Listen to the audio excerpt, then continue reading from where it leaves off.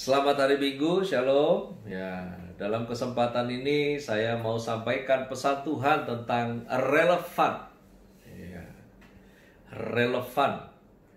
Diawali dari Roma 8 ayatnya yang ke-29. Sebab semua orang yang dipilihnya dari semula, mereka juga ditentukannya dari semula untuk menjadi serupa dengan gambaran anaknya, supaya ia anaknya itu menjadi yang sulung di antara banyak saudara. Ya, perhatikan baik dari Roma 8 ayatnya yang ke-29 bahwa standar ukurnya adalah Kristus jadi yang sulung. Dan orang percaya menjadi mirip dengan yang sulung. Nah, ada banyak perdebatan mengenai dipilih. Ya. Jadi kalau kita belajar tentang konsep keselamatan itu punya 12 hal di dalamnya. Nah, salah satunya adalah di dalam doktrin keselamatan ada 12 konsep. Ya. Nah, salah satu konsepnya adalah konsep pilihan. Ya. Yang mana konsep pilihan itu kemudian juga di dalamnya ada perbedaan pandang. Ya. Namun sesungguhnya kalau mau mendalaminya sesuai konteks Alkitab dan teks yang tertulis, kita pasti tetap sejalur dengan yang Tuhan mau kita mengerti. Nah, ada yang kemudian berpendapat ya dari konsep pilihan dari doktrin keselamatan ini bahwa kalau memang Allah memilih, ada yang ditentukan, ada yang dipilih, ya, maka dari sononya ada yang nggak dipilih. Ya. Nah, kesempatan ini saya mengajak kita memperhatikan dengan sederhana saja. Di sini tidak diulang kata orang-orang yang dipilihnya. Nah, jelas diawali kalimatnya, sebab semua orang yang dipilihnya dari semula.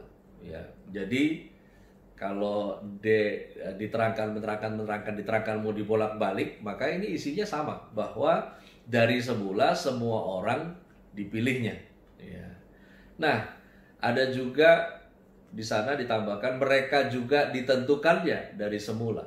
Nah, berapa minggu yang lalu dalam salah satu akun YouTube ada yang menyiarkan live tentang perdebatan antara dua doktor, ya, satu PhD, satu teologi doktor, di mana dua orang ini dengan Alkitab yang sama ribut soal begini: keselamatan dulu atau lakukan yang benar dulu.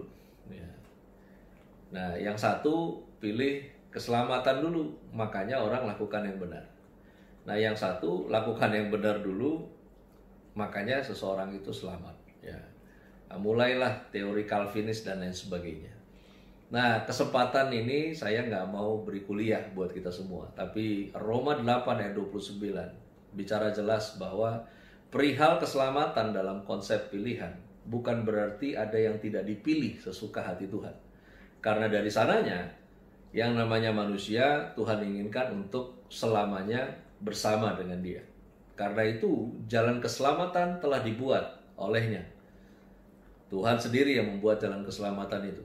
Ya. Namun mempercayai jalan keselamatan itu adalah keputusan Anda dan saya.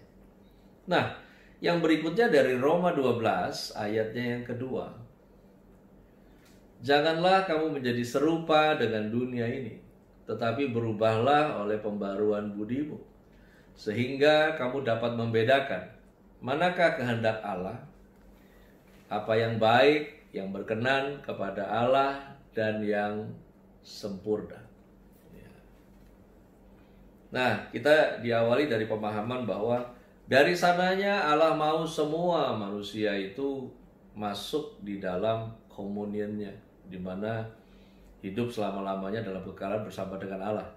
Nah, keputusan yang keliru yang manusia ambil karena kehendak bebasnya pun Allah tetap membuka jalan keselamatannya. ya, memberitahu lewatnya mana. Nah, karena itu ya, keputusan akhirnya juga ada di tangan manusia, maka pilihan yang berikutnya menjadi relevan adalah jangan pernah menjadi cocok dengan dunia. Nah, kenapa hari ini saya tertarik, didorong oleh Roh Kudus untuk membahas tentang relevan? Karena relevansi itu 10-20 tahun belakangan terakhir itu menjadi sesuatu yang dipegang oleh orang percaya, apalagi mereka yang ada di kota besar, di dalam pertemuan ibadah minggu, bergereja, menentukan siapa yang mereka mau follow ya sebagai gembala mereka. Itu acuannya adalah relevansi ya. Nah, cuman hati-hati dengan relevansi ini, karena relevansi yang keliru akan membuat seseorang kemudian punya standar yang jadi ngawur. Dimana relevansi ini kemudian mulai dimaknai dengan ya itu cocok khotbahnya dengan zaman ini. Ya. Itu pas dengan apa yang kita alami. Ya. Saudara, Alkitab itu nggak pernah salah. Alkitab benar tanpa salah. Ya. Nah, bicara tentang relevansi, yang harusnya terjadi adalah bagaimana kehidupan orang yang mengaku percaya itu menyelaraskan diri dengan Tuhan punya mau. Ya. Nah, ketika relevansi kemudian berubah, dimaknai dengan Alkitab yang kemudian menyesuaikan diri dengan manusia, ini masalah besar. Ya. Oleh karena itu jangan pernah, ya, makanya disebut jangan menjadi serupa dengan dunia adalah jangan pernah menjadi agree, come true, compatible, suitable. Ya. Jangan pernah akhirnya merekayasa kebenaran itu untuk dicocok-cocokkan masuk ke dalam hidupmu. Ya. Karena hidup kita ini yang harus dicocokkan dengan kemauannya Tuhan. Nah, berubah oleh pembaruan budi melalui kebenaran yang mana prosesnya menjadi progres lewat dipelajari, dipahami, dilakukan. Karena kebenaran itu sendiri ya, tidak serta-merta kemudian mengerjakan hal yang supranatural, di mana setelah Anda baca kemudian berubah begitu saja seperti orang ganti baju. Ya. Ada prosesnya ya harus pelajari. Kalau pelajari baru memahami. Kalau sudah memahami ya lakukan. Ya. Karena sesungguhnya kekristenan itu tampil bukan ketika dalam pertemuan ibadah seperti ini. Kekristenan itu nanti tampil setelah kita mengakhiri pertemuan ibadah ini, after saya doa berkat. Ya. Dimana kita sama-sama kembali ke lingkungan kita, kembali ke pekerjaan kita, kembali ke kehidupan sosial. Nah, di sanalah bagaimana Anda dan saya yang merelevansikan hidup kepada Tuhan punya mau, kemudian itu tampak kepada dunia. Ya. Nah, karena itu relevansi jangan salah. Ya. Bukan Alkitab yang harus dicocokkan dengan dunia, tetapi hidup kita yang harus dicocokkan dengan firman. Nah, berikutnya dari Filipi 3 ayat 10 sampai dengan ayat yang ke-11. Yang ku kehendaki ialah mengenal Dia dan kuasa kebangkitannya dan persekutuan dalam penderitaannya, di mana aku menjadi serupa dengan Dia dalam kematiannya, supaya aku akhirnya beroleh kebangkitan dari antara orang mati. Jemaat Tuhan, relevan itu artinya bertalian. Relevan itu artinya berkaitan. Relevan itu artinya memiliki faktor yang sama. Ya. Di mana hal ini berujung pada menjadi serupa seperti Kristus. Nah, prosesnya akhirnya membuat Anda dan saya memiliki faktor yang sama. Nah, karena itu di Filipi 3 ayat 10 sampai 11 ya, ini Paulus nggak nulis ini di meja kerja yang mewah. Ketika Paulus menulis surat Filipi ini, dia ada di tahanan penjara karena penolakan terhadap pemberitaan Injil di tempat itu. Nah, bayangkan dalam posisi yang ditekan, ya, tetapi tidak tertekan, ya, karena memang kehidupan kekristenan harusnya sampai kita di level itu, bahwa keadaan itu bukan Anda dan saya, ya, keadaan nggak lepas dari cuma sekedar keadaan, ya, bahwa harusnya kita orang percaya berada di atas keadaan. Karena itu pengenalan akan Tuhan sejatinya harus sampai pada persekutuan dengan pribadi Tuhan melalui penderitaannya. Ya, saya ada beberapa grup WA yang sosial, ya, yang mana kemarin ini ada orang-orang yang ya dengan alasannya sendiri left group gitu. Ya, ini isinya dengan berbagai macam toleransi beragama. Ya. Nah, ada orang yang mungkin ingin membuat suasana jadi lebih tenang gitu. Memunculkan gambar yang ya itu ya apa poster di WA itu ya. Ya di tulisannya isinya gini. Sabar ini ujian, sabar ini ujian. Ya tiap ada yang live dia sabar ini ujian. Saya nggak tahu kapan lulusnya juga. Ya, percayalah bahwa kehidupan kekristenan itu Anda dan saya nggak sekedar ujian, tapi sebetulnya keadaan terburuk itu membawa Anda dan saya berkesempatan untuk memiliki karakter Kristus. Ya. Ini ngomongnya enak, tapi ngejalaninnya nggak mudah. Ya, saya percaya setiap kita mengalami ya hal-hal yang masuk dalam kategori ini buruk, ya, dimana Anda sudah lakukan apa yang baik secara terus-menerus, lalu kemudian Anda mengalami hal-hal yang tidak terduga. Ya, kalau mau bicara 3 bulan ini banyak orang yang surprise ya, dengan keadaan. Namun baiklah, keadaan itu bukan menjadi status Anda dan saya, ya, karena situasi dan kondisi itu tidak pernah lebih besar dari manusianya. Nah, karena itu pengenalan akan Tuhan sejatinya harus sampai pada persekutuan. Persekutuan dengan pribadi Tuhan itu sendiri melalui penderitaan yang Anda dan saya alami. Ya, kalau mau bicara penderitaan mengikut Kristus, saya nggak melulu bicara tentang penganiayaan fisik, ya, karena di tiap belahan dunia berbeda. Kalau bicara tentang penganiayaan fisik, leher dipenggal, ditembak langsung tembusnya jantung, saya pikir itu langsung selesai. Yang lebih dahsyat sebetulnya kan bukan bicara peluru, bukan bicara pedang yang ada ditaruh di depan leher, tapi lebih kepada di mana Anda dan saya harus melepas pengampunan buat yang kurang ajar, ya, di mana dan saya harus menerima kembali para pengkhianat dalam hidup ini. Itu justru memberi Anda dan saya kesempatan di mana mengalami persekutuan dengan pribadi Allah. Nah, yang berikutnya dari Filipi 3 ayat 12 sampai 14. Bukan seolah-olah aku telah menerima hal ini atau telah sempurna, melainkan aku mengejarnya kalau aku juga dapat menangkapnya, karena aku pun telah ditangkap oleh Kristus Yesus. Saudara-saudara, aku sendiri tidak menganggap bahwa aku telah menangkapnya, tetapi ini yang aku lakukan.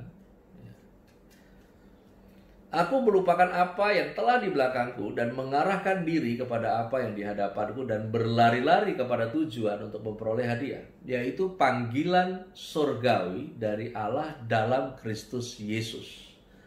Nah, konteks ayat ini adalah tentang pengenalan akan Tuhan dan persekutuan dengan Tuhan. Nah, banyak kali dari ayat 10-11 nyambung ke ayat 12-14, ini dicomot yang ayat 12-14 ini terkait dengan kehidupan seseorang di masa lalu. Ya. Ayo kita lupain apa yang ada di belakang kita arahkan diri kepada apa yang ada di depan.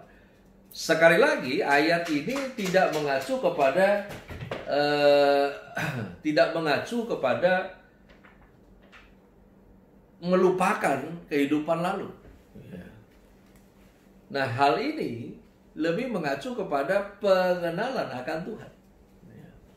Di mana kita ini gak berhenti belajar. Ya. Kita gak berhenti untuk mengenal. Ya. Kamu bisa bayangkan Anda dan saya yang ngaku dari lahir Kristen labelnya. Ya. Sampai hari ini kita tidak ada jaminan sudah kenal Tuhan 70%. Apalagi ada di antara Anda yang baru ikut Yesus kurang dari 10 tahun. Kurang dari 3 tahun. Kalau kamu pikir ngaku percaya, masuk kolam, keluar haleluya, itu cukup, lu belum kenal Tuhan. Yang lebih parah adalah kita ini harus lebih bahwa hidup kita sampai pada level di mana gak hanya kenal Tuhan, tapi dikenal Tuhan. Karena ending dari pengenalan akan Tuhan adalah bagaimana hidup Anda dan saya dikenal Tuhan. Masih ingat di mana Yesus pernah sampaikan di hadapan murid-muridnya ketika hari-hari terakhir itu tiba di masa pengangkatan. Malah dikatakan ada orang-orang yang tidak terangkat dan mereka kemudian komplain bilang, Tuhan, Tuhan, bukankah aku bernubuat demi namamu, usir setan demi namamu? Dan Tuhan bilangnya, daripadaku kau pembuat kejahatan, aku tidak mengenal engkau. Bukan masalah ngusir setannya, bukan masalah tumpang tangan doakan orang sakit, tapi bicara tentang kurangnya pengenalan akan Tuhan membuat kurangnya persekutuan Anda dan saya dengan Tuhan. Itu otomatis. Nah, saya menutupnya di 2 Korintus 3 ayat yang ke-18.